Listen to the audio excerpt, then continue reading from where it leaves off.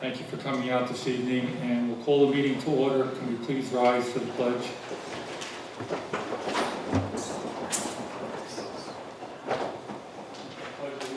To the flag of the United States of America, and to the republic for which it stands, one nation, under God, indivisible, with liberty and justice for all.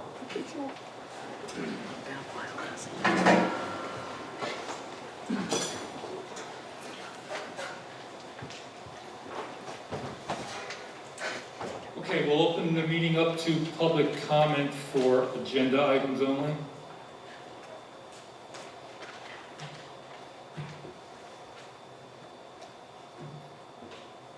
Okay, we'll close public comment. This evening we have a special presentation from the Mid-Hudson School Study Council, Awards for Excellence, and our district has 4 individuals that are going to receive an award tonight.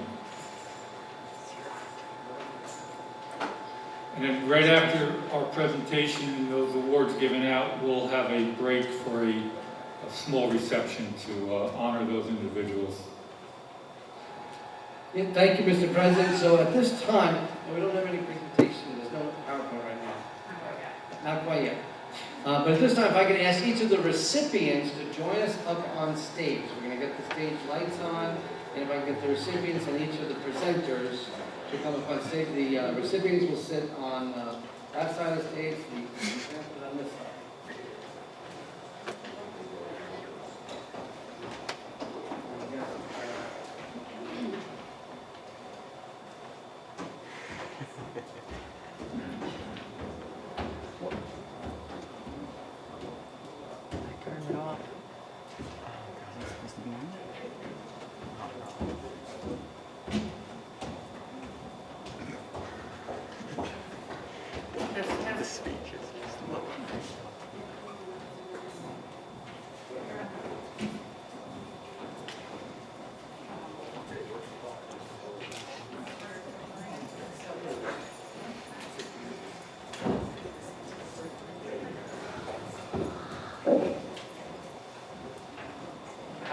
Recipients, thank you. Presenters here. I can't adjust that mic.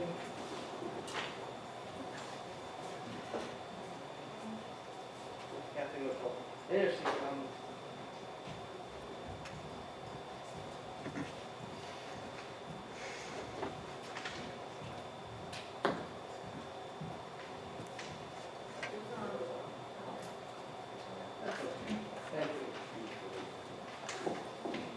Good evening, everyone.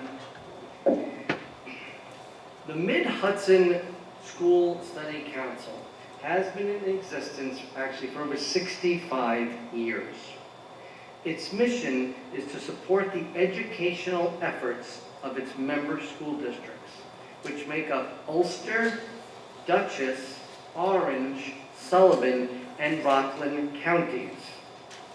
They do this through various programming, including the annual School Law Conference, data privacy training, new administrator training, the annual board clerk workshops, which I know Mrs. Wakely attends, and many other projects, all with the goal to support and improve public education.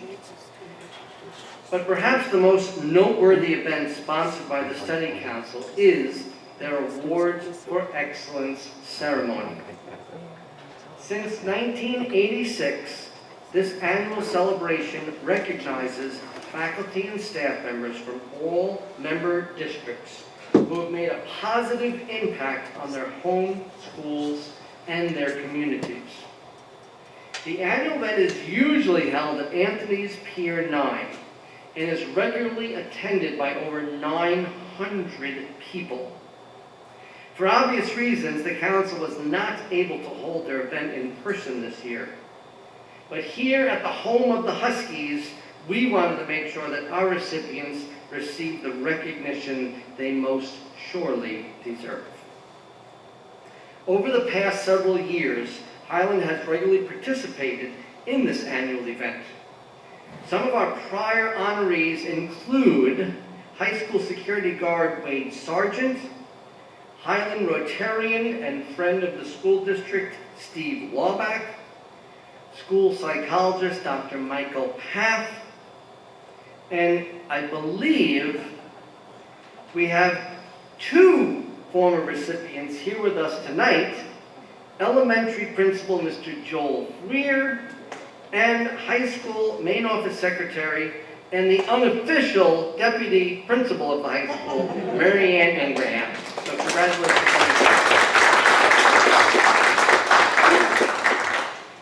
Tonight we are recognizing 4 people who have all gone above and beyond the call of duty for our district and community. Our award winners tonight here are in the categories of administration, pupil services, support staff, and school board service. Each award winner will receive a framed certificate from the Mid-Hudson Study Council and an engraved medal recognizing and memorializing their achievement. As Mr. Barone mentioned, immediately following our awards presentation, we will have a short reception in the auditorium lobby featuring fresh cider donuts and apple cider to help celebrate and recognize our winners. A very special thanks to Kendra Minard and Minard Farms for generously donating the apple cider. So first, here to speak on behalf of Maria McCarthy, the Award for Excellence recipient in the category of administration is Assistant Superintendent for Instruction, Sarah Dudley Lemick.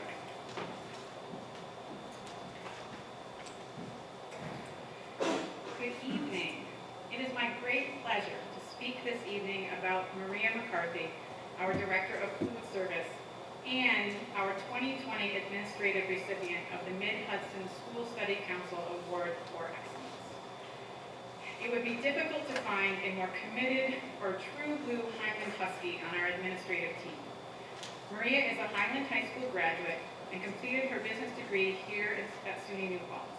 After college, she honed her food service skills in management positions and eventually found herself back at Highland Central Schools as the administrative assistant in the food service department. During her 10 years in that position, she became known across the district for her attention to detail, her compassion for children, and her unfailingly friendly interactions with both students and staff. When she moved to the position of Director of Food Service 12 years ago, we also learned of her deep understanding of the intricacies of federal and state food service regulation. Maria works continuously to maintain a positive bottom line for the department, to ensure a safe and clean cooking environment, and most passionately, to provide nutritious and delicious meals for our students. She regularly seeks feedback from students on new offerings and strives to integrate as many from-scratch items as she can into the menu. The Highland meatballs and sauce are legendary.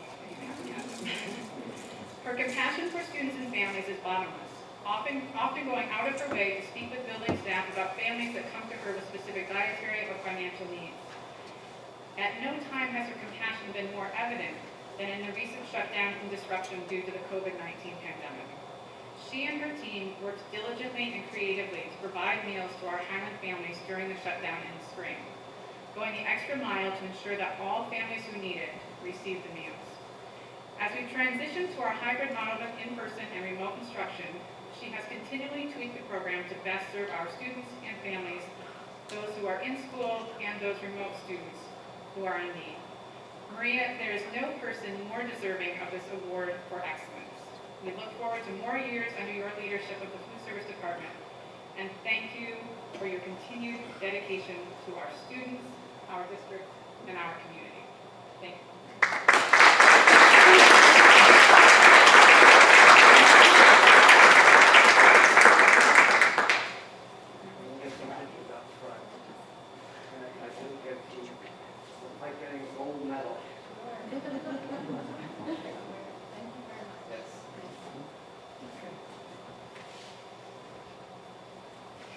Here to speak on behalf of Heidi Schlittman, the award recipient for People Services, is our middle school principal, Mr. Ryan Judge.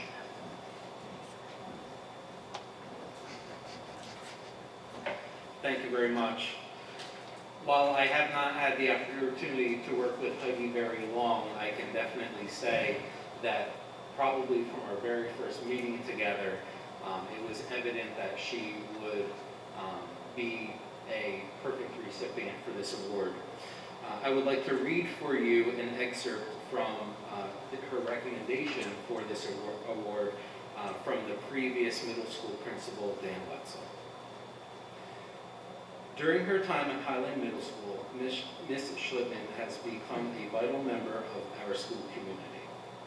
Her level of dedication to our students in school goes above and beyond anything a principal could expect. I agree. She builds strong relationships with students and parents, researches and then advises our child study team on any medical condition that impacts a student's learning, keeps records that are impeccable, and without recognition or title has assumed a leadership role in her department district-wide. Just when you think a school nurse could not demonstrate a higher level of professionalism, COVID-19 impacts our community and students. Immediately, she began monitoring all important sources of information, advising administration of concerns, and informing staff of updates.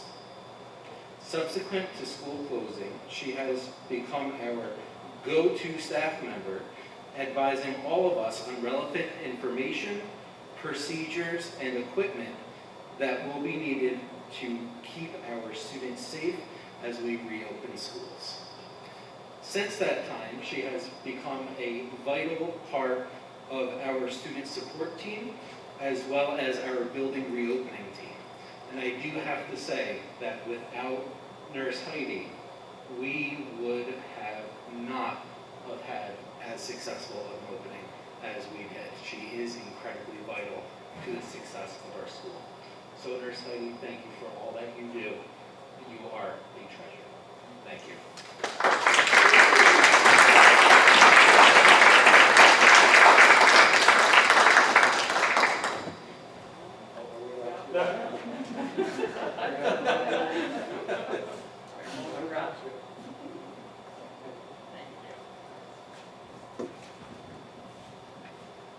Thank you, Mr. Judge. Here to speak on behalf of Linda Calvo with her award for excellence in the category of support staff is our head of transportation, Mrs. Kathy McCullough.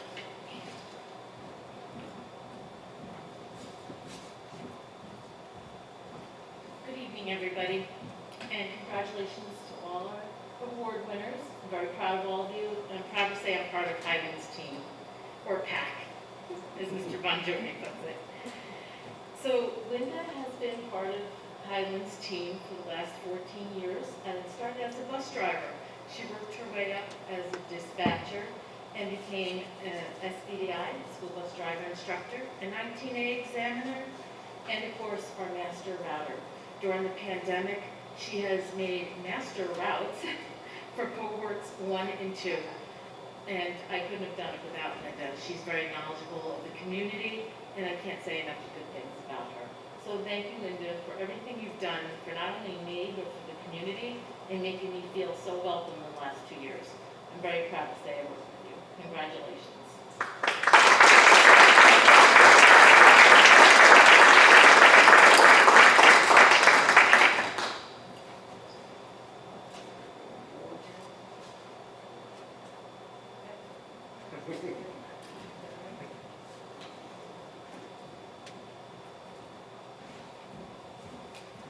Yes, no, Linda Calvo she is like a human GPS.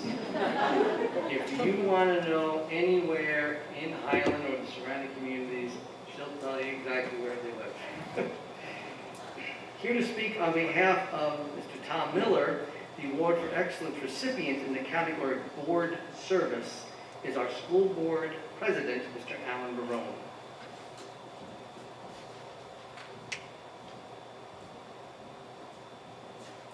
Good evening. I am honored tonight to present Tom Miller with the Excellence in Education Award given by the Mid-Hudson School Study Council. This award recognizes an individual for processing the qualities and skills necessary for making a difference in students' lives. Tom has served on this Board of Education for over 10 years and has been the Vice President for 5 years. I've known Tom for over 30 years. Our friendship has gone back to the days of our children's involvement in community activities. Tom's commitment to the children of our district was and still is in providing them the resources and to make a difference in their lives. Tom's decisions while serving on the Board of Education clearly demonstrates his ability to listen and rationalize what is important for a child to learn and grow. In his tenure as a board member, Tom has been an advocate for children with special needs, in which he plays a very big role in making sure the opportunities are provided for them to develop and learn. This commitment was evident in his involvement several years ago with the construction of the special needs component of our elementary school playground. On behalf of the entire Board of Education and school community, it is with great pleasure to introduce Tom Miller and congratulate him for receiving the Excellence in Education Award. Thank you.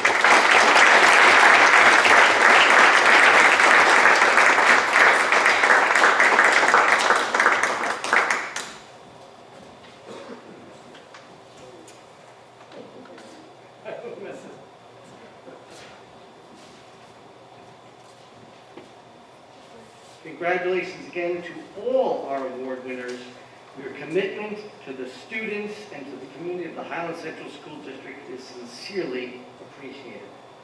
At this time, everyone, please join us in the auditorium lobby for a short reception. Thank you again.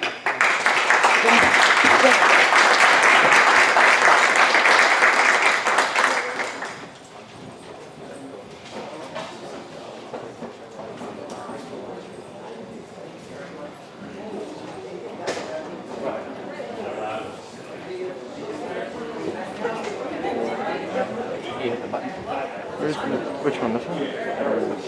There's no big pause button. She said there.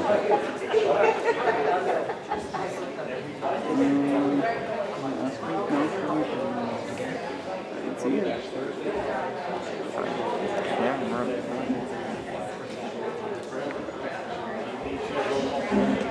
Is it pausing? It should pause for you. I don't see a button for it. Oh, it's not? There's no big pause I can just button. Just hit the record. Yeah. Pause it. Okay, and just a shout out to all those that received an award tonight. Congratulations on your dedication to the Highland Central School District. Our next presentation will be a review of our 2020-2021 district goals from our superintendent's office. Thank you. I'm gonna do my best. I ate 2 donuts, which I usually never do, so I'm gonna start falling asleep like I can. Really fast. As Mr. Perone said, last meeting we did present a draft to our Board of Education. We did make a few changes to that, and we'll certainly be adding information into the presentation itself. So our 2020-2021 district goals, that's tough to say, we're going to 21 already. So our first goal, certainly our mission statement.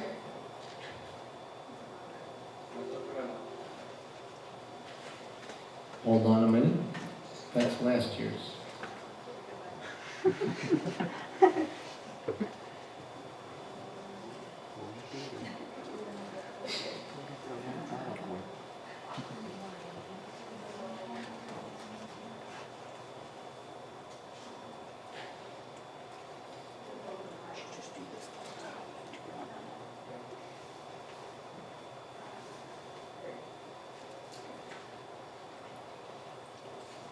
So as those, we start with our mission statement. To be in a safe and caring learning environment, we inspire students to make connections, think critically, become productive global citizens who create legacies that make our community proud. So our 5 goals, and as often happens with district goals, very often The goals themselves, some of them aren't going to change that much. You always want to maintain fiscal stability, things of that nature. But perhaps the actions that you take are going to change from year to year.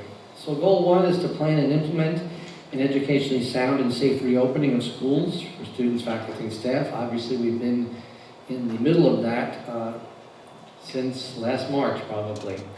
Goal 2 is to continue to improve student growth in the areas of overall achievement, and we'll get more specific when we get to that goal.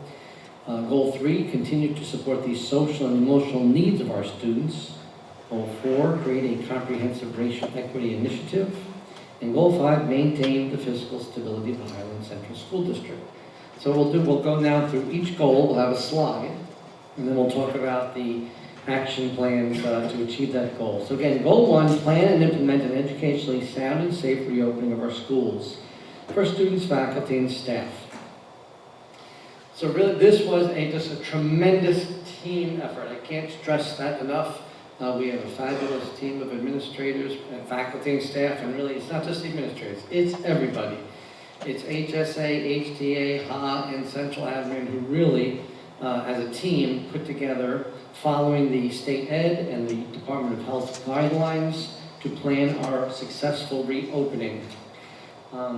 We have been maintaining and will continue to maintain and improve communication with our community, our faculty, our staff, our students, as we continue into our reopening, because this, of course, is the first week that all students are now back in the district. We had our phase in reopening.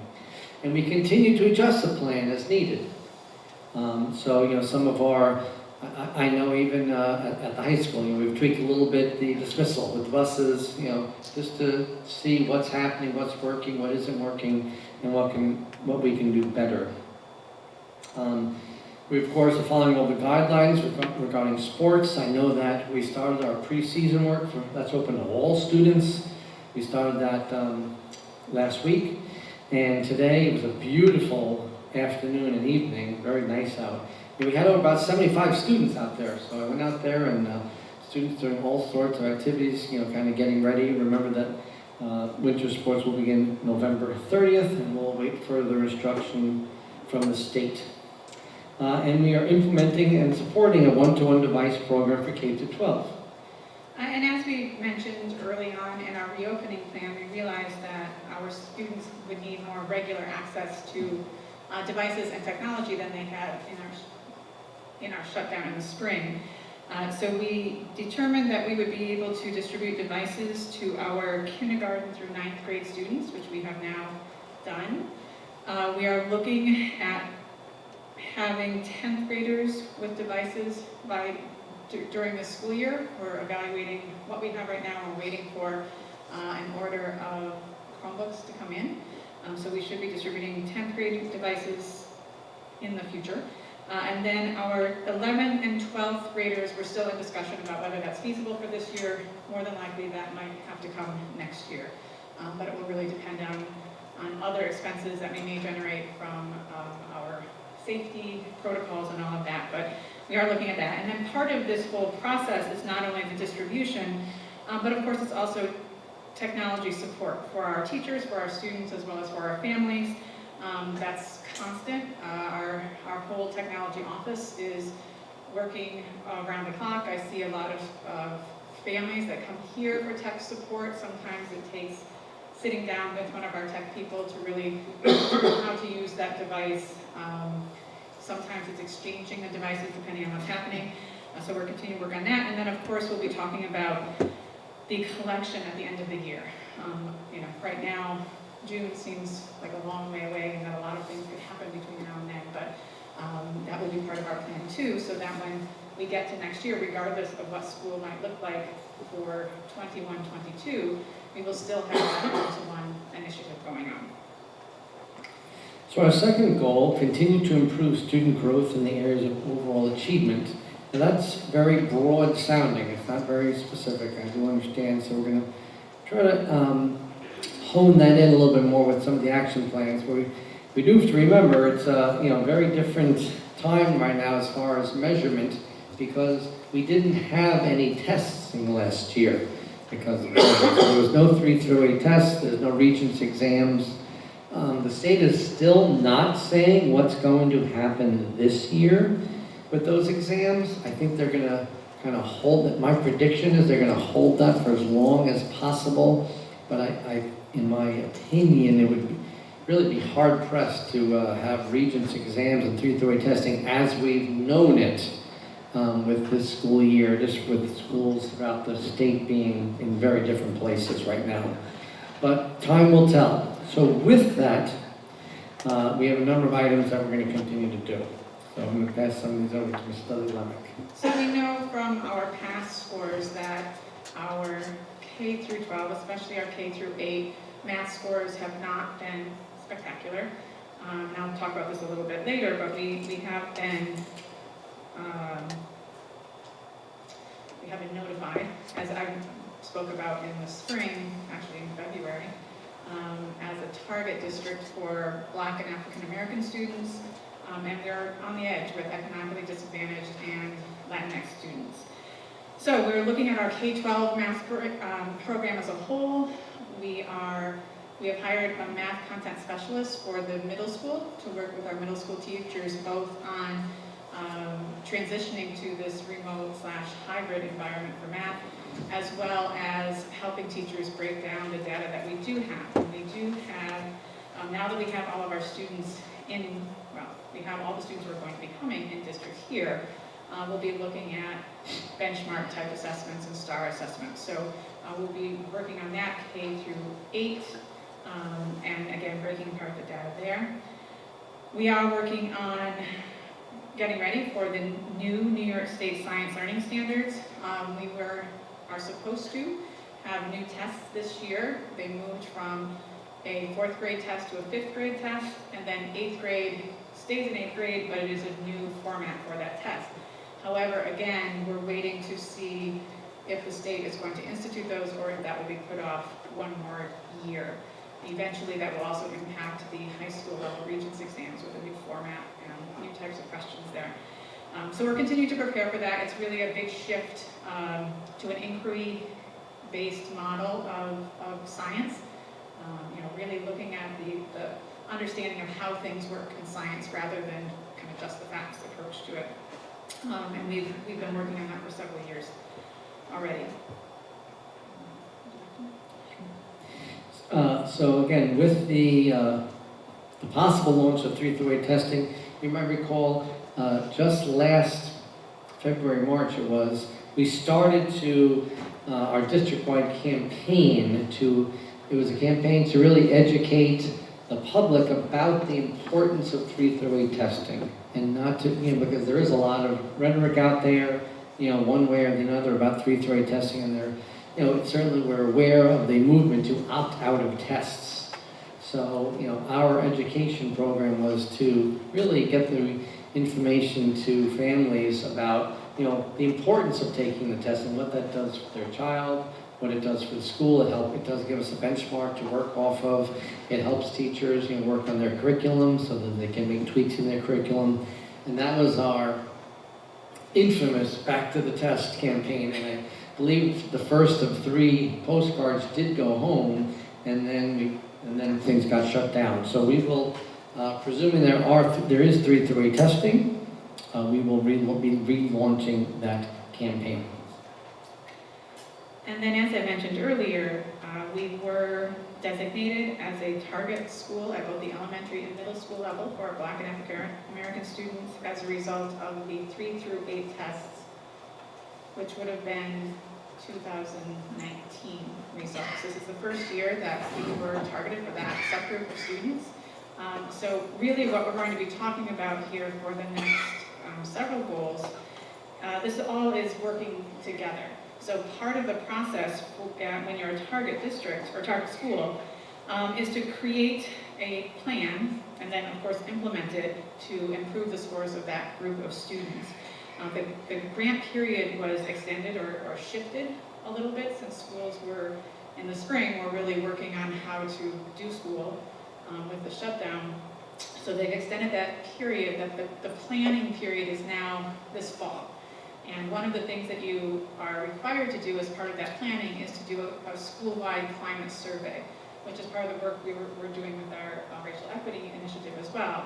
And that includes not only focus groups, like Dr. LeBlanc has already begun, but also individual surveys of parents, of students, as well as faculty. Then you take the information that you get from those focus groups and surveys to pick one or two areas that you believe will help improve the scores for that group of students. So once we get the results from those climate surveys, then we'll be looking more specifically on exactly what areas we would like to work on other than overall achievement in general. So that's all happening really starting as we speak. And then, of course, it's one thing to make sure students have a device in their hand, but the other part of that is that we need to support the teachers and the students with those devices and help them better understand how to utilize them to learn and how to help teachers use them to teach students. So we did, as you know, take our 4 superintendent's conference days. We front-loaded them onto the beginning of the school year and provided a lot of training for teachers in many different areas of remote instruction.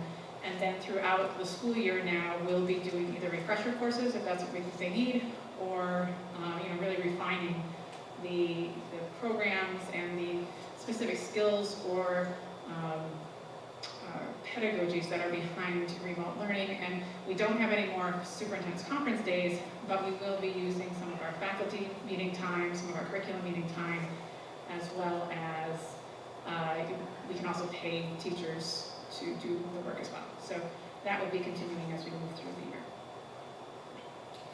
So goal 3 is to continue to support the social and emotional needs of our students. Certainly, in these difficult times, there's a lot of isolation going on with students being at home on their own, but even if they are hybrid, they are home a few days of the week. So I know that we will be providing training for our faculty and staff on trauma-informed instruction. Again, we used up our conference days, so that we will find the time, we'll make the time to make sure we get those trainings in. And Dr. LeBlanc mentioned this in the presentation that he did a couple meetings ago, I think. That's really the direction that he's coming from, because we don't all know exactly what our students have been facing at home during this whole pandemic time. I know for us as adults, it causes strain. Even if you don't have a close family member that's been, that their health has been impacted, it still has lots of other impacts. And so he's really going to be integrating that into the work that he's doing in the district as well, because of course, any of this is going to be good for all of our students. We don't want it to be good for just one person. And then we've had great success with our backpack program, providing food for families for students on the weekends. That work will continue as we move through the year. And really, we could have added in what we're doing right now with Maria McCarthy and her staff, just providing that food to the families, at home, providing that week's worth of food for our all remote students, and then the 4 days a week for the other students, 5 days a week for the other students. It really is just a massive effort, and it really, that's important, again, to meet those basic needs of our students. And we did just hear within, the last week and a half, I think it was, Maria, that the federal government has extended that through the end of the 2020-2021 school year. So we will be providing free meals for families through the end of the school year. And then launching anonymous alerts, again, we mentioned it last week, I believe. So this is something that we signed up for last year. So anonymous alerts is an app on their phone, on people's phones, adults and students, where they can inform the school about any issues. So if they see someone being bullied, they can let someone know anonymously. So it takes away any stigma of that they're ratting anybody out. It's really to get rid of those stigmas and say, hey, see something, say something. We're all in this together, and we're here to help one another. So we really were in the midst of starting to launch that. There's a lot of background work that you have to do as far as assigning who gets each alert. So again, that was stopped last year, but we will relaunch that, and that should be up and going by this January at the latest. And the fourth goal is create a comprehensive racial equity initiative. Certainly, we've been, reporting on that for the last several months, but I'll let Mrs. Dudley-Lemon just kind of review it again. So I will also talk a little bit more about what we're currently doing in my report, but of course, the real first step is the formation of district and building level climate and culture / district equity committees. So, we'll get the district level committee up and running, and then we'll work to specific building level committees as well, so that the work can be done more efficiently and can be tailored to the needs of individual buildings. We will be evaluating and updating our curriculum to ensure that it adequately reflects the diversity of our global community. So there are several rubrics, we've talked about this several times before, to be able to look at the materials we're using and see that they truly represent, actually not only represent the Highland community, but expose our students to parts of the world community too, so that they're not just seeing the people that they see in their neighborhood, but they're also being exposed to ideas and environments and lives outside of Highland, right? We want to make our children global citizens, so we want them to be aware that life is different in other places as well. And then another prong of that initiative is updating our hiring practices to recruit and retain a more diverse teaching staff. Of course, we want our students, all of our students, to be able to see people who look like they do in the teaching staff, in the food service, in the transportation, represented throughout the district. And so we will be working towards that goal. That is a goal that will probably remain with us for a long time, because it's not something that is going to be happening in all one big swoop, right? It'll be something that's ongoing. But definitely it's work that we need to get started on now, so that when we start to do our hiring for next school year, the real full-time permanent kinds of positions, that we know that we're really vetting as much as we can. And then, as I mentioned previously, we will be conducting the climate and culture racial equity focus groups, and then the surveys at all levels, so that we can have a baseline for this initiative. This will be information that will be shared not only with our district level committee, but also with the board and with the Highlands community, so that can inform the direction that we want to go. Dr. LeBlanc has already done 3 different focus groups for each of the buildings. He's gotten good feedback from those. He's starting to meet with groups of teachers as well. Again, I'll talk about that a little bit more in my report. But yes, this work is ongoing and is happening right now. And again, Mrs. Dudley-Lemon said it a few times, right, in her report, she's going to go specifically about, the application process, and because that is all happening as we speak. And then the final goal, maintain the fiscal stability of the Highland Central School District. Again, this goal, I'm sure, will be with us every year. So every year we work with the board to maintain, to pass and support a fiscally sound budget that meets the educational needs of the district, and always at something the voters can support. So tonight, I know that we're going to be looking at the budget calendar. So we start early. The process starts very early, really. Even though it's October, we'll be finalizing that calendar, I believe, in November. And then really, even though you just started school, you're already kind of starting looking at the next year. I'm going to pass over to Mrs. Jalek a little bit just to talk about the fund balance and reserve plans and her long-range plans. Yes, tonight the Board of Education will be reviewing the reserve plan for reauthorization. The district is gathering information to look at a long-range financial plan, which in times of COVID means 2 years. Typically on a 2-year time window, and typically we go 3 to 5 years. It's too unstable. So we'll be looking at a long-range financial plan covering the upcoming 2 fiscal years. And we're going to continue review of business operations for efficiency. We're looking at our software that the district currently uses, WinCap, and there's a web app access for all employees, an employee portal where they can go in and change their withholdings, deductions,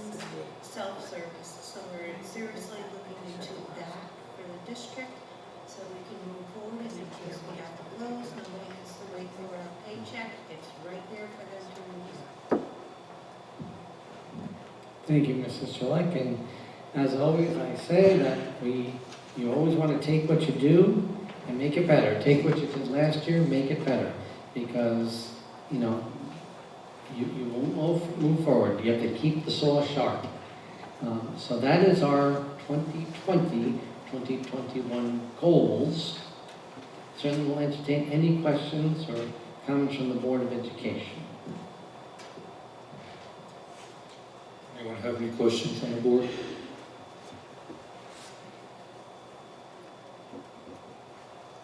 Okay, I believe there's no questions on the board. I want to again thank the Board of Ed first, Mrs. Dudley Lemick, Mrs. Gillette, and the building administration for assisting in developing these goals. So really, as most things are, it really is a team effort, and we have a great team here in Highland. I think one thing I've heard from other board members that periodically during the course of the year, we should touch base with our district goals, make sure we're maintaining all the bullets that we identified this evening so we can keep track and move the district forward. Certainly, we will do that. Thank you.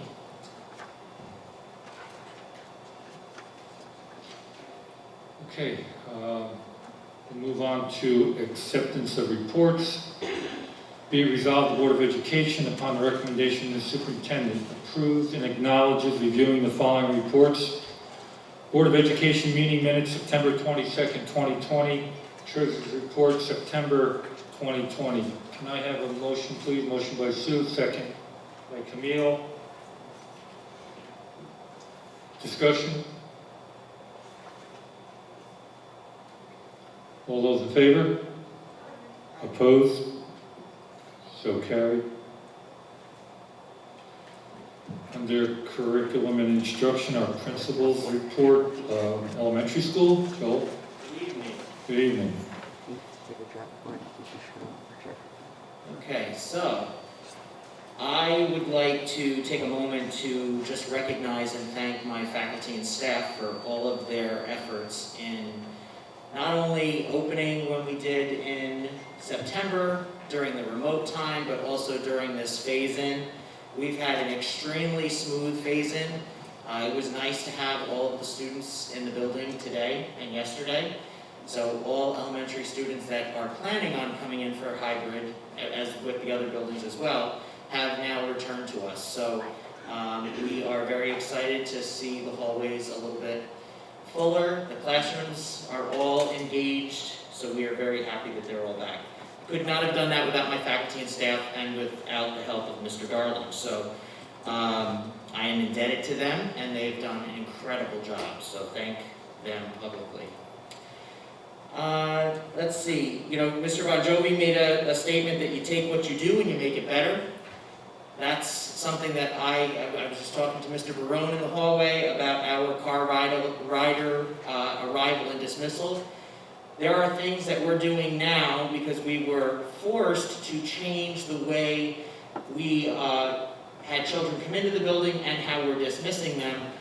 That is actually making it run much more smoothly than it has in the past. So there are aspects of the COVID-19 pandemic that we, of course, are ready for that to be over with, but if we can take something that we've had to change and influence the way we do things in the future, then we've gotten something positive out of it. So I think my arrival and dismissal is definitely something that fits that category.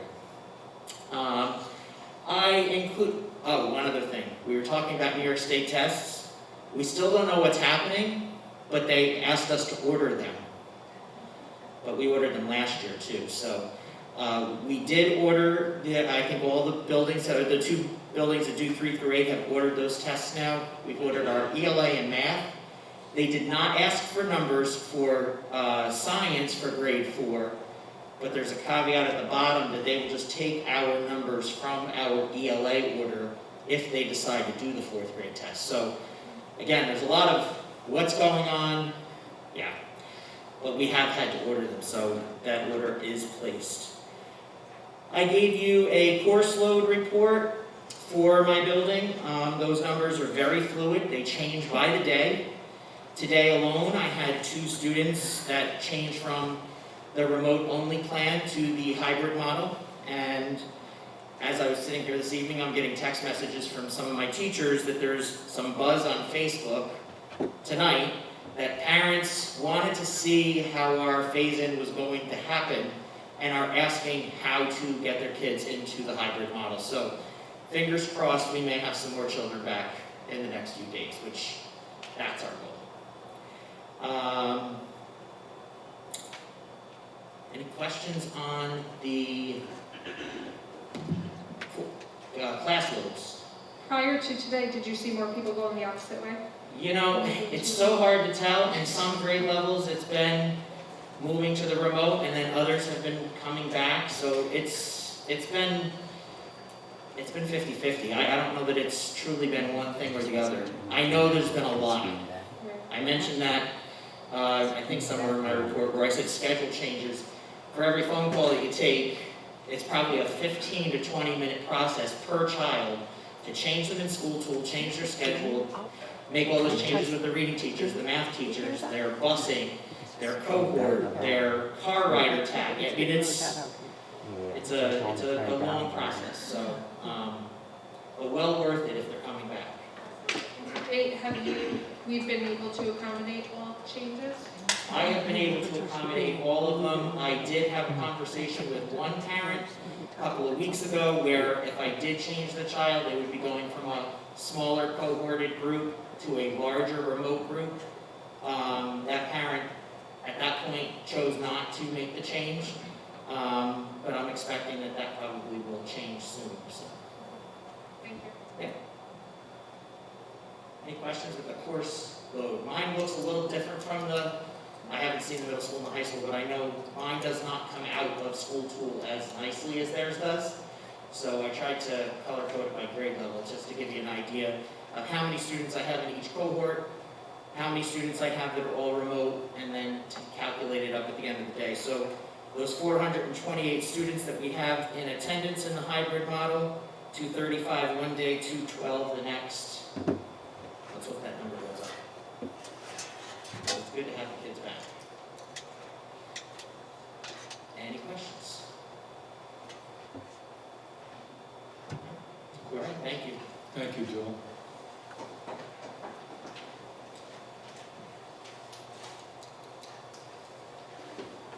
Good evening, everyone. I have a few additions to my principal's report, as well as some additional information as requested by the board. So I have provided you all with a copy of the master schedule. Because our scheduling is so complex, I actually thought it was easier to write the course enrollments next to the course than it was to print out the course load report for you.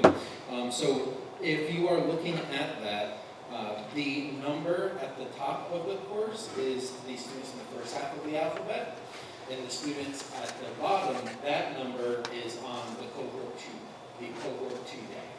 So you will notice that every class has 2 numbers. The top number is the number when we're in cohort 1, the bottom is when we are in cohort 2. It is also color-coded, so the classes that are in black are 100% in-person courses. The courses that are in blue are 100% remote courses.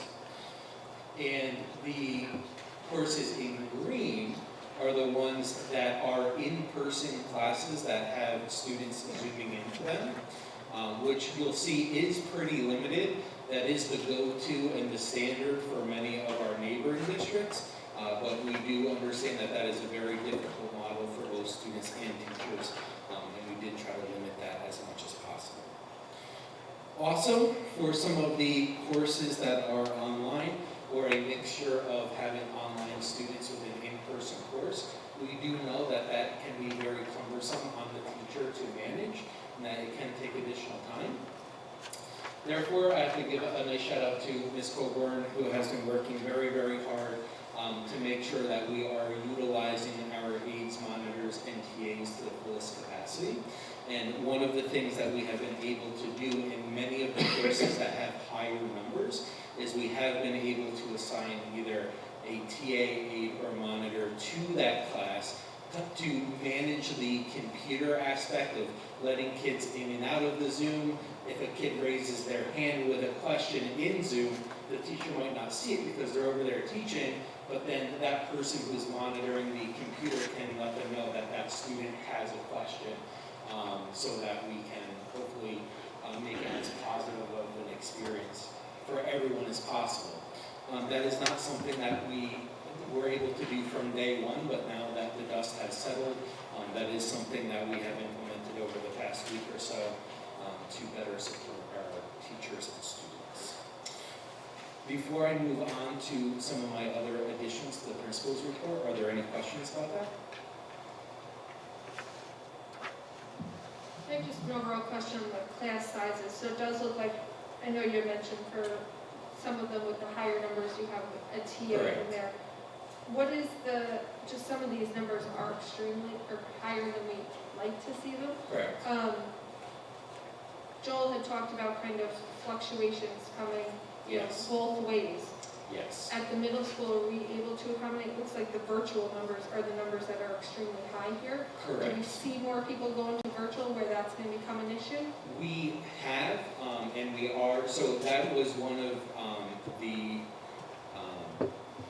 decisions behind our all remote students doing the 3 days a week live as opposed to 5, is so that those classes that have larger numbers can have more personalized attention from that teacher. Because, a class of 18, you can get a lot more out of than a class of double that size. So that was one of the underlying reasons that changes. So at this point, you're still comfortable with where our numbers are for class sizes, even though the remote ones are a lot higher? Yes, I wouldn't be comfortable with them getting much larger, but the trend so far has been hybrid to virtual, and then as Mr. Fuhr was saying, all of a sudden that changed. That did change for us today as well. Today we received multiple requests for students to go from virtual to in-person. And as you're aware, the physical constraints of the middle school building presents a challenge to us because every single room is a different size. And so when we get those requests, it's not as simple as just schedule them. We would have to schedule them and then consider whether or not that class can still be held in that classroom and see what other accommodations would have to be made. So it is not that simple for us, but we are trying our best to meet everyone's requests. But at this point, the requests are getting more and more difficult to accommodate, but to my knowledge, there is no one we have not accommodated at this time.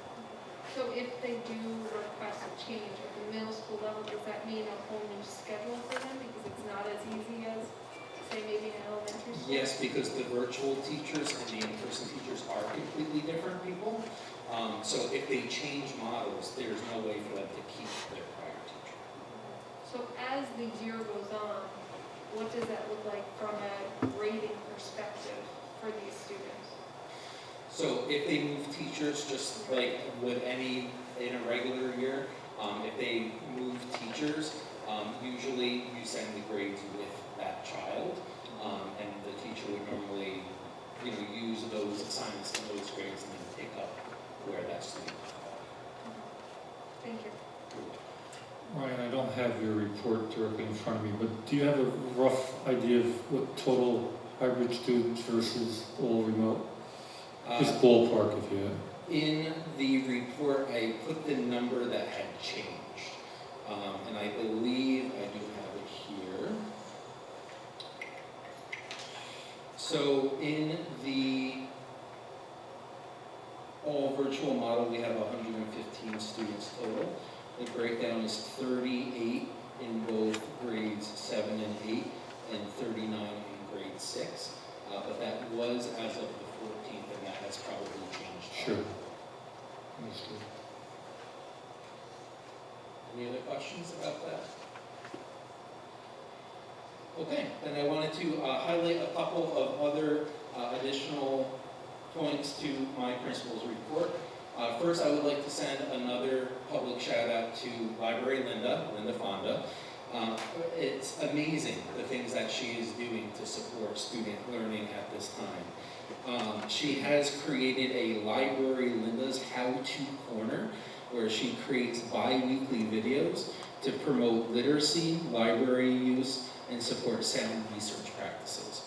This is something that she just is starting to implement, and this week's was all about using an encyclopedia and the different types of encyclopedia resources available to our students. So I just wanted to highlight that even though we are in a very unique situation, there's some really great supports being done, and I wanted to publicly thank Library Linda for that. Also, I know you probably saw the video that I sent out to families yesterday, and one of the things that I had discussed that would have been my plan even if we weren't in this plan or in this COVID situation was to strengthen the communication between the community and the middle school. And I alluded to some things that I will be doing to do that. One of the things that you will see is coming out on Friday is going to be the first of our monthly e-newsletters for the middle school. And I will make sure that you all get a copy. And then secondly, in front of you, you should have received a flyer that I'm going to be making myself available for a principal's coffee hour via Zoom, and they will all be at different times to accommodate different people's schedules, where parents, community members can drop in. It won't be very structured or have a really firm set agenda. There'll be an opportunity for them to learn about what's going on at the middle school, ask questions, and build that relationship with our community. Thank you very much.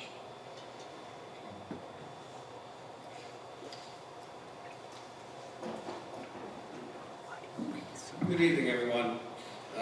I too would like to thank the high school faculty and staff for ensuring a smooth return to school for our hybrid students. Hybrid students had an excellent transition back into the building. The phased approach went very well. All hybrid students have now physically been in the high school this year. It's nice to have students in the building. You have all received yesterday emailed each board member our master schedule that included class sizes. All remote sections are highlighted in yellow. Each teacher's class is broken down into a column for each of the two cohorts. So next to each class, you'll see cohort 1 and cohort 2. Add the two numbers to arrive at the total number of students in each section, and then the bottom of each page is the total number for each teacher, each load. I'd like to point out that at the last board meeting, I gave a principal's report. We had 116 all remote students, virtual students. It has increased to 130 students since last month. I'm actually seeing a different trend than what the other two schools are seeing. I did a little number crunching today, and as I said, they increased from 116 students to 130 since last month's report. That's from 21.7% of our students to 24.36%. That's an increase of 2.7%.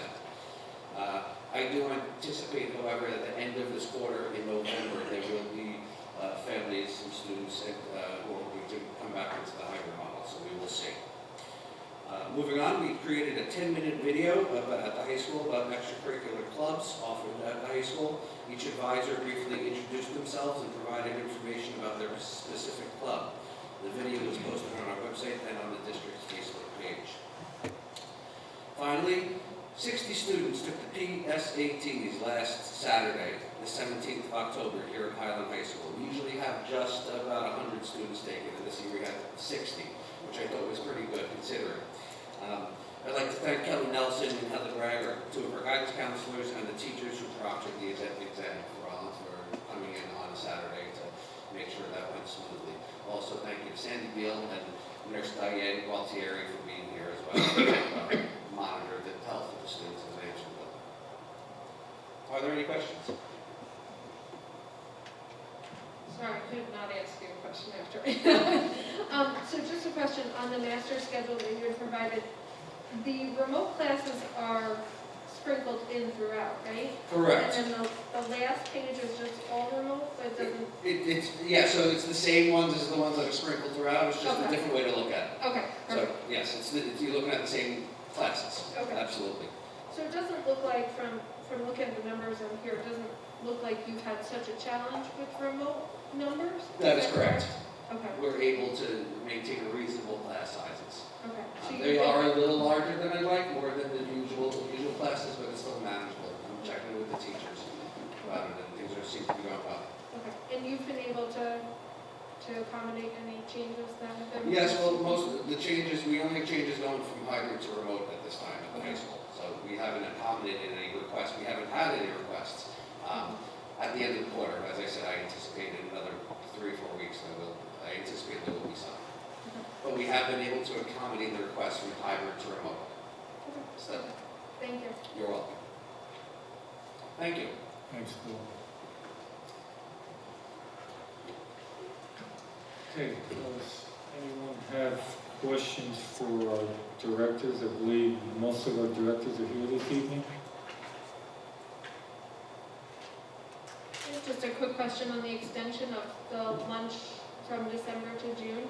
Is that still caveated on if the funds run out, or is it just now through June? Now that whole phrase is lower into paragraph in a smaller font. So I'm thinking that, it's going to go to the end of June. Okay, perfect, thank you. I did have a question for Patrick. This is in regard to your one comment about attendance issues. Do you have a count on that?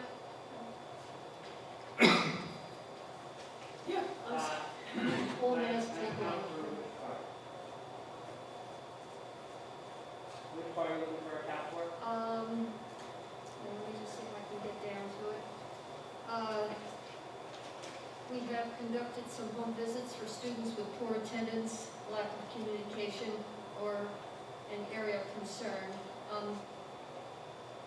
So those are a mix of homeschool students who maybe have not handed in all the documentation, students who have gone back and forth who were remote and then switched to homeschool, some residency check-ins that we haven't received updated documentation, the students moving to make sure that we're trying to account for it. So 10, 20? How many visits we've made? Or just how many students are involved? Approximately less than 20? Yeah, we're talking about a small number of students, but just the ones that we really had just some difficulty getting some communication back.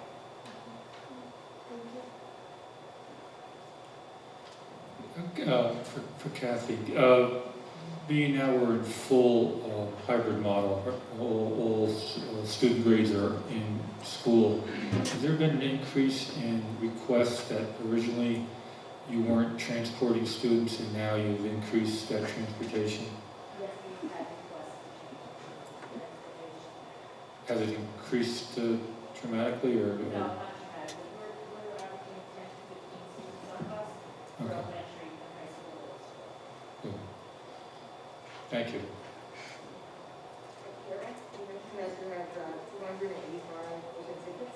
Just curious as to the breakdown of the request that you made. I'm sorry, I didn't hear the last part. Curious as to what? Breakdown for the help desk tickets? Right. And what the issues are, because you don't have it. Most of what we're finding right now is an issue with the Chromebooks and the Zoom app not getting on the Chromebooks. So we just have them come in and swap it out. That's pretty much a lot of it. We constantly have parents come in, we give them tech support, we have them bring the student in, we make sure they can log in, get to ClassLink. Usually that resolves it. Lots of it's just a little bit of confusion on what they're supposed to do. Some parent situations have the parent, the students are at home with maybe grandparents and things like that. They just need a little bit more help. So we've talked them through it on the phone, we have them come in. But usually it's a Zoom app issue on the Chromebook. It's not anything real major. And then, Mr. Miller, in regards to the elementary school, I know, is our building management system completely up and running now that we're going to be moving into the heating system for all those new unit events and such? I'm going to say it's about 85 to 90% there. It's not completely in our hands yet. Okay. We are manipulating it a little bit to get it to where it works. But there's still TBS and CB Strain is still working on it. So you're confident that once we're into the colder weather, that we should be 100% up and running? Hopefully. Well, as would be expected, we'll be reducing the outside air. As we reduce the outside air, it will allow us to reduce the fan speed a little bit to maintain the heat. Good. Okay, thank you. Is there anyone else or directors?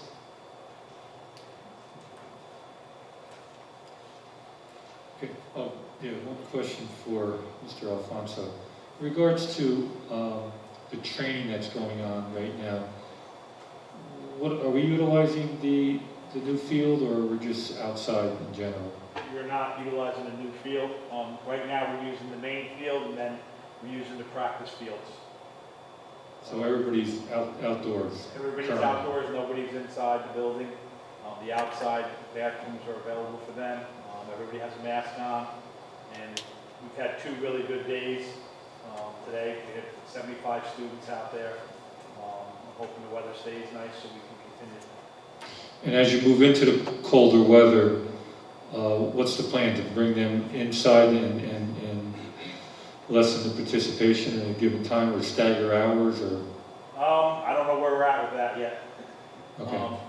As far as, the winter season, we have no guidance yet from the section or the state as far as, if we're really going to be starting on November 30th or not. Okay. Thank you. Pete, with the new air drill systems in the elementary school, are they all balanced to efficiency? Is there anything else that still has to be done with them? I believe there's still some control work that has to be done to iron out how they work. The balancing was done, but I believe there's going to be some follow-up balancing to correct some unevenness here and there. It's not 100% yet. It's going to be a lot better than what we have. We can only hope. Okay, thank you. Mr. Alfonso, on the athletics, is there a reason why that new field is not being used? Is that just choice? It is ready to be used, correct? I do not have permission yet from the district as far as being able to use it. The punch list is not complete. The punch list is being worked on now. I believe once we get done with that stuff, then it'll be turned over officially. Probably a few more weeks. Maybe a week, I think in a week maybe. Okay, perfect, thank you. Okay, any other questions? Thank you to all our directors.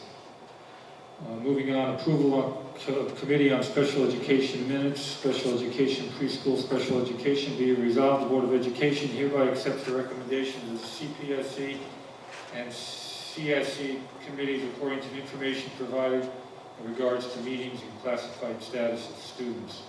Meeting date range 7/1/2020 to 10/13/2020. All meetings be held virtual, either through Microsoft Teams or Zoom platforms. And I have a total of 23 meetings held. Can I have a motion, please? Motion by Tom, second by Camille. Discussion? All in favor? Opposed? So carried. Under personnel, are you okay taking personnel as a block from A through F? And if we do have any recognition, we'll do it right after we accept.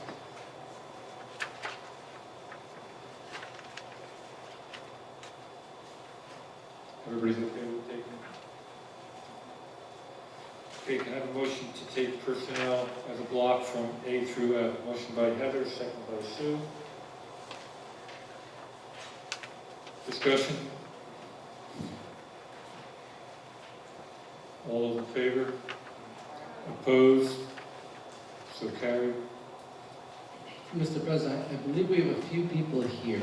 Sure. I'd like to introduce the board to. So I think it's Karina here. Yes. So I want you, if you could just stand up and introduce yourself to the board, tell them what your position is. Hi, my name is Karina Barry, and I'm retired as a bus attendant. Thank you very much, Karina. Welcome. Thank you. I do want to recognize we have our students here. We have our tech crew here. So we brought in an expert who graduated last year. Kaylin Sullivan is here. So many of these students were appointed last spring, and then we closed.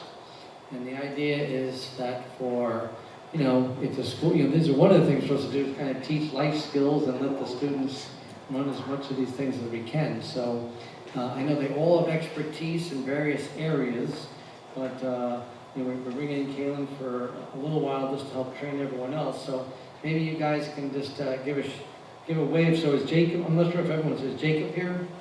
There's Jacob Bishop. How about Hunter? There's Hunter Lass. Is Nate here? There's Nate. Hey, Nate. And then how about the other Nate? Couldn't make it. He couldn't make it. That's okay. And then Kaylin. Okay. And I think it was corrected. It is $12.50 an hour. It's not $12. It's $12.50. So we'll make sure if that's not correct or not. Oh, it is? Okay, great. So they got a pay raise their first day. And what a great job this is. Liking it already. So thank you, gentlemen. Can't go wrong working. And they really did a great job with the lights. It'll be nice to have people here who can do the lights, do the mics, make sure it all works. If there's ever an issue, they can get corrected. So great job. Okay, thank you, everyone. Congratulations to those new hires. Right, under business and operation, budget transfer. Be it resolved, the Board of Education, upon the recommendation of the superintendent, approves the following budget transfer for the 2020-2021 school year as presented to the board this evening. Budget number 2573 and other benefits for $12,100. Budget transfer 2935, middle and high school equipment, $13,679. Can I have a motion, please? Motion by Sue, second by Camille. Discussion? All those in favor? Opposed? So carried. General Fund Restricted Reserves Plan and Reauthorization 2020-2021. Be it resolved, the Board of Education, upon the recommendation of the superintendent, hereby adopts the General Fund Restricted Reserves Plan 2020-2021 and reauthorize the following reserves of the Highland Central School District as authorized by Education Law and General Municipal Law Contributions Reserve, ERS and TRS. Reserve for employee benefits and accrued liabilities. Reserve for tax cert and capital reserve construction. Can I have a motion, please? Motion by Sue, second by Heather. Discussion? All those in favor? Opposed? So carried. Capital reserve used for COVID-19 capital costs. Be it resolved, the Board of Education, upon the recommendation of the superintendent, hereby agrees to utilize the capital reserve for the purpose of COVID-19 capital costs not to exceed $50,000 according to the August 24, 2020 legislation signed by Governor Cuomo. Can I have a motion, please? Motion by Sue. Second by Tom. Discussion? This was discussed in the audit committee before the last meeting, and again for the public to know. So the governor did sign in the new legislation that schools can borrow or spend money from the capital reserve for COVID costs related to the building. So we'll be using $50,000 that does not have to be paid back into the capital reserve to help offset some of the costs, for things like, all the plexiglass shields, that all adds up pretty quickly. As we move further into the school year, do we anticipate utilizing this reserve for any additional costs? Lisa? At this point, no, and not unless additional plexiglass barriers are requested and necessary. Okay, good. Any other questions? All in favor? Opposed?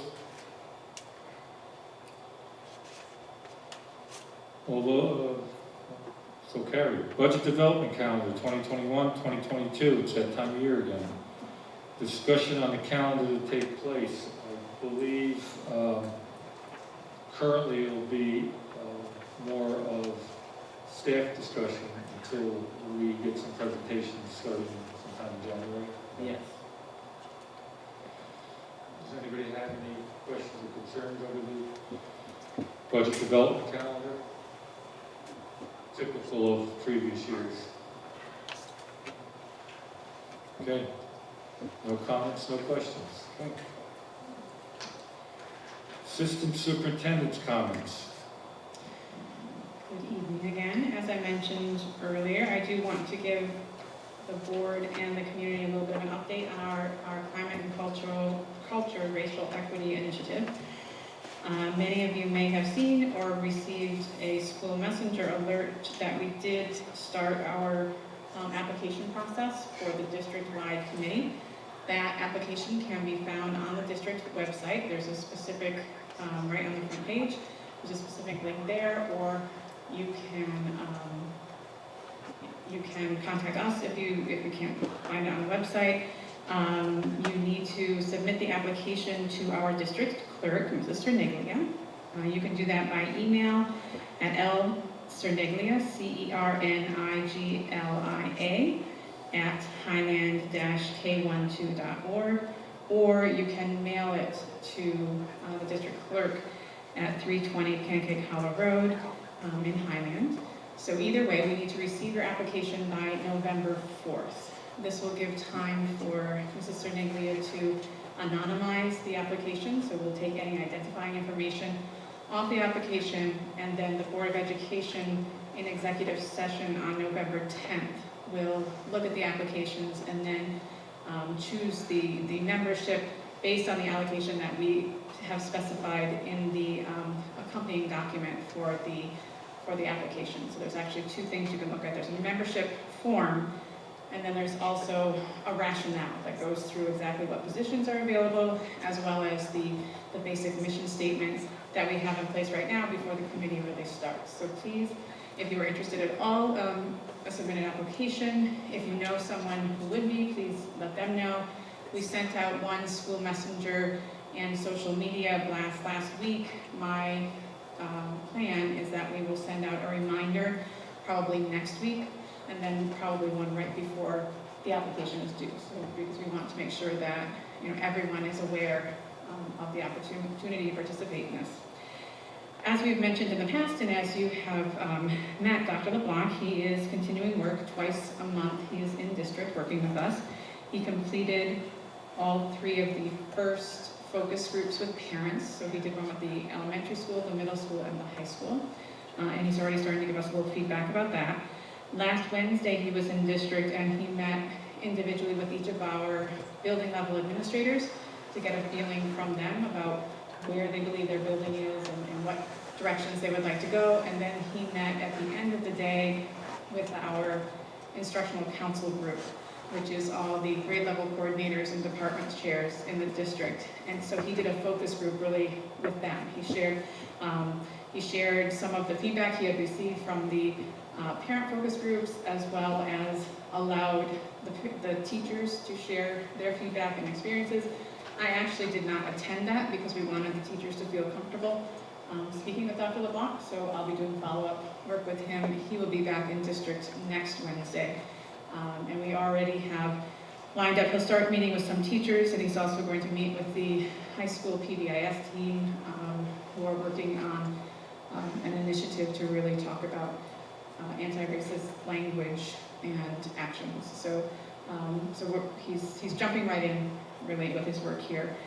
I also attended a virtual session that was sponsored by NISBA again, I think it was maybe last week or the week before. It was called Equity and Inclusivity, Answering the Call to Action. Dr. Lavelle Brown, who is the superintendent at Ithaca Central Schools, Dr. Oliver Robinson, who is the superintendent at Shenandoah, and a board president of Almont School District, Michael Jamie, were the panelists. And it was a question and answer, really went through some of the basics of equity and inclusivity. It is, I believe, a 3-part series. I don't know the next date for the next one. But it was interesting. Any of you that have the opportunity to listen to Dr. Brown or Dr. Robinson, this is their passion. They speak very well. They're very well informed. It was very interesting. I do believe, actually, if you go on the NISBA site for the board members, if you're interested in looking at it, it was only an hour long. I believe they recorded it, so you probably could look at it again. And there was a moderator from NISBA that asked the questions and then responded. So that's what's happening with that right now. Then if you did not, board members, if you did not yet receive it, Lisa will be sending you each of the building level safety plans. Those are confidential, but we will need to do a public hearing on the district level one, as well as approving the building level ones next board meeting, November 10th. There will be a public hearing at the beginning of the November 10th meeting to approve the district level plan. The district level plan is posted on the website. We have to have that posted for 30 days beforehand. I have not received any feedback from the public at all. I don't believe that Mr. Neely has. Really nothing has changed other than updating names and numbers and that kind of thing. It's pretty much the same as it's been in the past. But please, board members, if you're looking through it and you have any questions, feel free to contact me. But do keep in mind that the building level plans are confidential, because those are more specifics about our procedure and protocols. That's all I have. Any questions for Sarah? Okay, the superintendent. Thank you, Mr. Barone. So we mentioned with Mr. Alfonso some of the pre-season work that's going on. I do want to thank those faculty and staff members, the coaches, who are, putting their own time in to work with our students. It really is. And I was out there for a little while. It was a beautiful afternoon, early evening, and just a lot of students out there. And it's really, and give a little bit of sense of kind of normalcy when you finally see students here in the buildings and then running around and getting ready for sports. We talked about, with each principal, the switching back and forth from one way or another, from hybrid to remote to hybrid. So just a caveat to that, as we get closer in a couple of weeks to the end of the first quarter, and again, we have been accommodating all the changes really so far, but depending on, just a kind of a fair, note to parents that, if the number, it really is going to depend on the level, the courses, what the section sizes look like, for us to easily be able to accommodate a lot of changes. Certainly our hope is, we don't know if or when, that we'll all get back to 5 days a week. But that's not going to happen anytime soon, I don't think. It's probably a little bit easier at the elementary school, for students to go back and forth, but certainly at the high school, middle school, it is tough. So, we will do those on a case-by-case basis. We will do our best to accommodate. Again, as mentioned, at the secondary level, someone going from remote to hybrid is very likely going to change all their teachers because they're separate teachers. Some teachers are teaching just the remote. There's a totally different set of teachers teaching hybrid. So it'll be the same course, but it'll be a different teacher. And again, just like when students change teachers for various reasons, or even when students come from another district in the middle of the school year, their grades follow them, and then the new teacher picks up from there. So our hope is, though, certainly for a smooth transition. So I would say, just to parents and guardians, if you're thinking about it, you might want to just kind of give it maybe a heads up even to your guidance or of your building or your principal of your particular building, that you're strongly thinking about it once the quarter ends, just so that they can perhaps start looking at that. also mentioned tonight by our principals. There's a lot of great things, new procedures that we're doing that I'm sure are going to stay. They'll remain in effect once things are kind of back to as close to what they used to be, because there's a lot of good things as far as the arrivals, dismissals, very efficient. I'm also happy to report that a few of the things that, a number of people were worried about, how can possibly every kid in the building use the restroom if only one at a time, and the kids are going to be taking their masks off, and none of that has happened. And the students have been fantastic. They really have. There's been no issue at any of the bathrooms, and at any level, students are able to use the restrooms whenever they can. There's no backup in the hallways. We have not had any, students really giving us a hard time about wearing masks. I mean, I went out there this afternoon, 75 kids, and they're outside. They all have their masks on. So that really has been very good. So kudos to our students and our staff.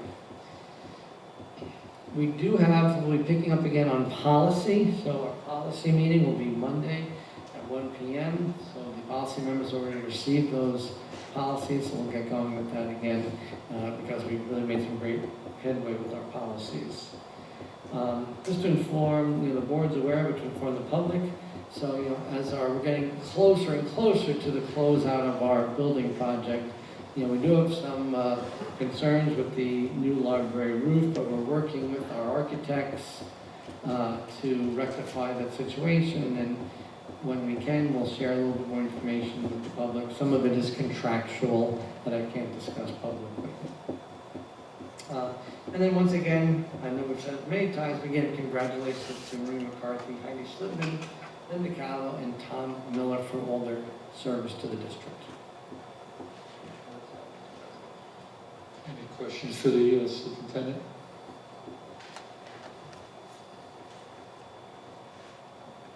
Okay, new business on the Board of Education.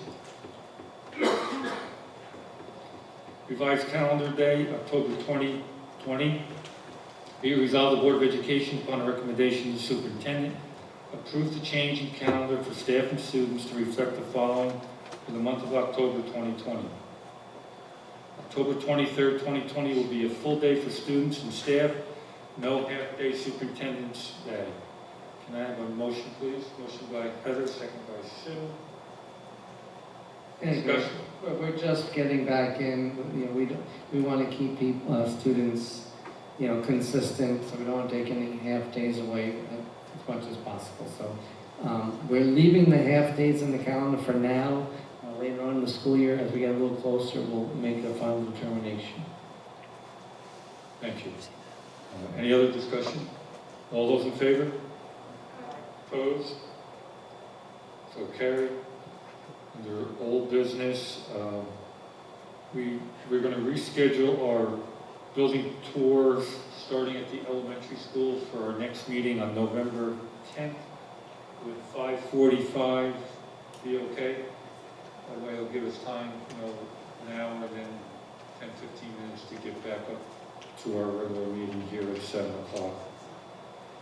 All right, so we'll do 5:45 elementary school on November 10th. Do we have time to go over the applications? We could probably do that after. We'll give you an update. Well, let's And how many we get. let's take a look where we are at that point. We have to cancel building tour again, we'll do that, or we can possibly delay our start time to 7:30. Excuse me, Alan. Excuse me, but also you have the public hearing on November 10th for the school safety plans. So just keep that in mind as well, I just realized.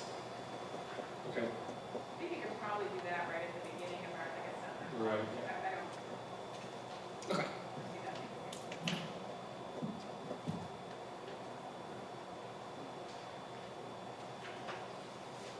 We'll be here for a while on November 10th.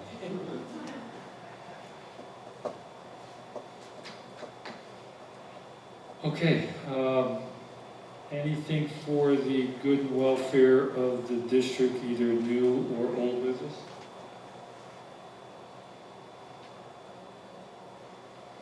We'll open the meeting up to public comment.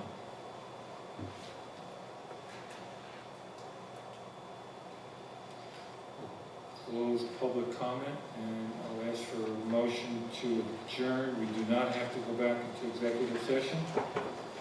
Well, I want to thank everyone for coming out this evening. Again, congratulations to our 4 district members who devote their time to the students and staff of our district. Thank you. So can I have a motion to adjourn? Motion by Sue, second by Tom. All those in favor? Anybody against that? No? All right.